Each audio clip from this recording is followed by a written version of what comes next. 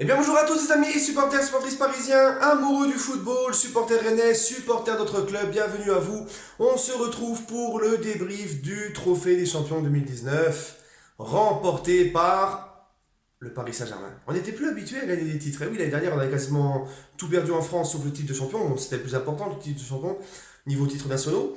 Mais on avait perdu la Coupe de France, la Coupe de la Ligue, on était malheureux, on n'était pas bien. Et enfin, on a pris notre revanche et on regagne donc nouvelle saison. On tourne la page, on repart de zéro et on commence par un trophée. Je suis très heureux. On va en parler tout de suite, juste après ça, les amis.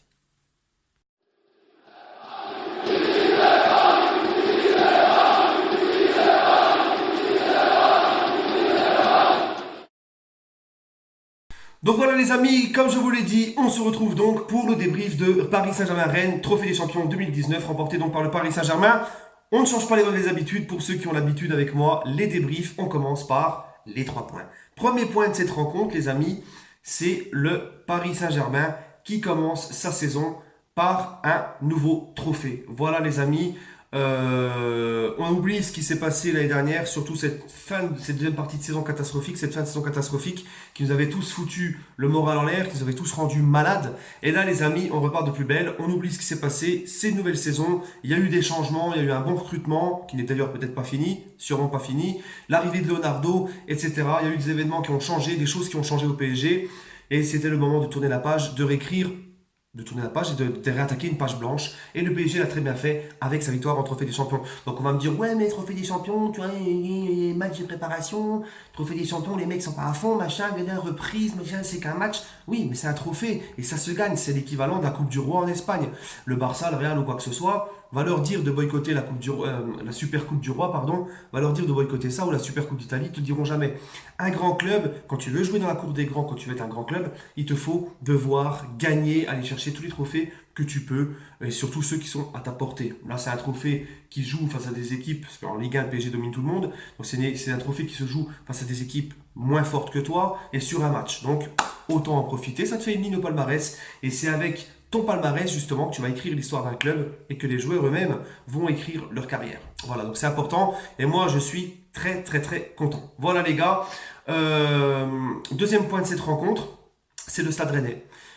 Parce que pour moi le Stade Rennais les amis, j'ai été déçu du Stade Rennais, je m'attendais à un peu plus d'adversité du côté du Stade Rennais. Ils ont ouvert le score rapidement en début de rencontre, ensuite le néant total, il n'y avait plus rien, plus d'occasion. Ils se sont réveillés à la 85e, ils ont un peu bougé, on a eu chaud un petit peu au cucu sur la fin de match.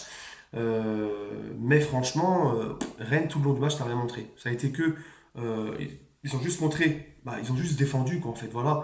Alors on va me dire oui, il y avait beaucoup d'absents du côté de Rennes, mais le PSG c'est pareil, il y avait beaucoup de joueurs qui n'ont pas joué, enfin il y a certains joueurs qui n'ont pas joué, et il y avait aussi des joueurs qui étaient en phase de reprise. Voilà. On va y revenir, hein, justement. Troisième point, c'est ça justement que je voulais savoir.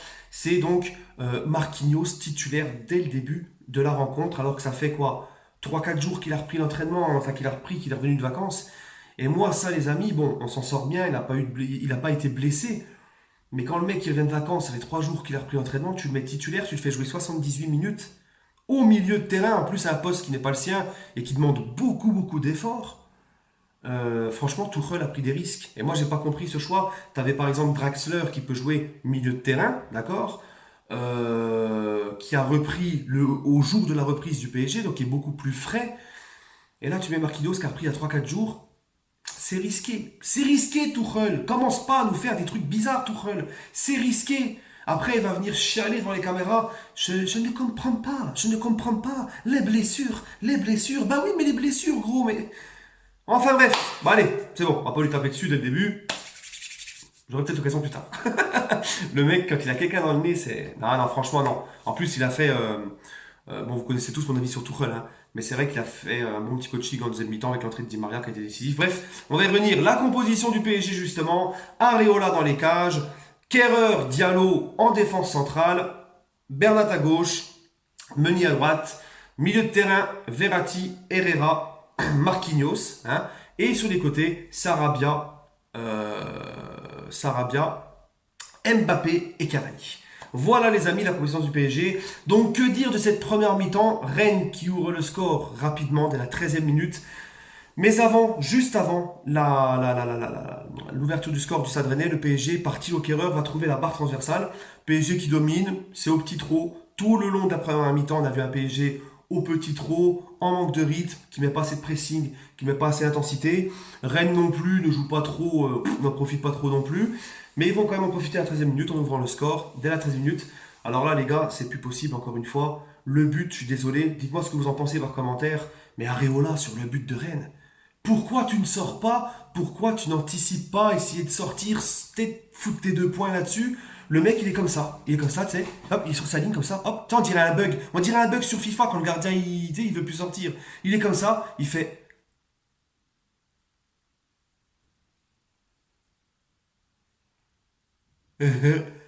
Ah, franchement, c'est plus possible, Areola, les gars. C'est plus possible. Moi, j'en peux plus. Je vais.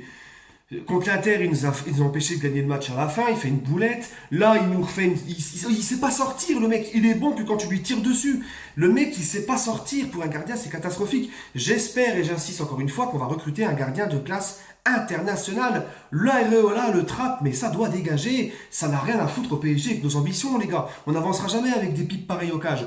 Bref, ensuite.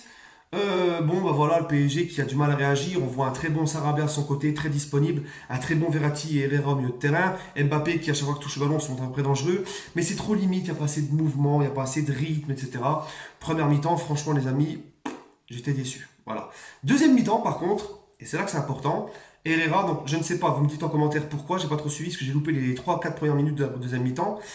J'ai pas compris pourquoi Herrera est sorti, Di Maria l'a remplacé, alors j'espère que Herrera n'a pas une blessure ou quoi que ce soit, parce que je le trouvais plutôt bon en première mi-temps, Herrera, donc je me suis dit, bon, certainement il a une gêne ou il est touché, je sais pas, ils veulent pas prendre de risques. Bref, Di Maria rentre, le PSG, mais change ses intentions, le PSG met beaucoup plus de rythme, et le Paris Saint-Germain va égaliser par Mbappé sur un magnifique ballon de Marquinhos, qui donne à Sarabia, Sarabia en une touche qui donne à Mbappé, qui n'a plus qu'à pousser la balle au fond des filets, ça fait 2 buts à 1, un partout, pardon, et ensuite le 2 buts à 1, les gars, du Paris Saint-Germain, qui va, grâce à un coup franc sublime d'André Di Maria, il est déjà en jambe Di Maria, qui lui aussi a repris en même temps que Marquinhos ces 3-4 jours, il est rentré en cours de match, coup franc, rien à dire, comme il y a 2 ans face à Monaco, c'est grâce à un coup franc, c'était celui de Daniel Alves, qu'on avait gagné le trophée des champions face à l'AS Monaco.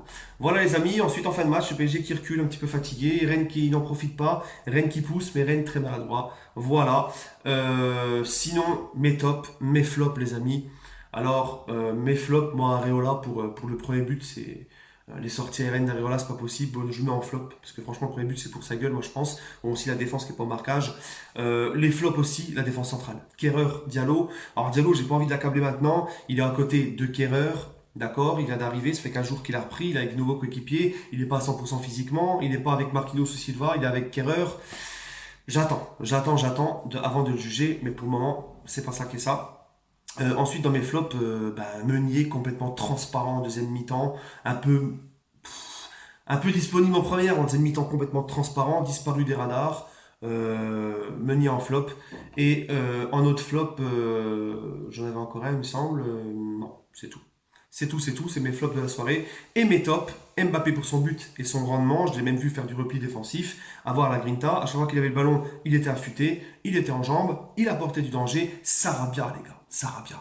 Lui, il est parti pour être mon chouchou de la saison. Sarabia, ça se donne sur le terrain, il rate très peu ce qu'il fait, il est toujours à droite, il tire très bien les coups de pied arrêtés, il se donne à fond, il est vraiment à chaque fois, il fait la différence sur son côté, il se rend disponible un peu partout, passe décisive encore une fois, magnifique Sarabia, je pense que cette saison, il va nous surprendre. Pour mes tops aussi, la très très belle rentrée de Di Maria, qui a été très bon aussi lors de sa rentrée, et en top, Verratti, un patron au milieu de terrain, voilà.